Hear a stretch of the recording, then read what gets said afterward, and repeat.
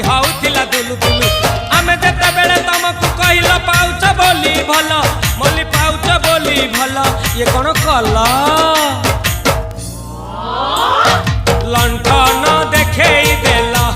दिन रे बाबा लंठन देखेई देला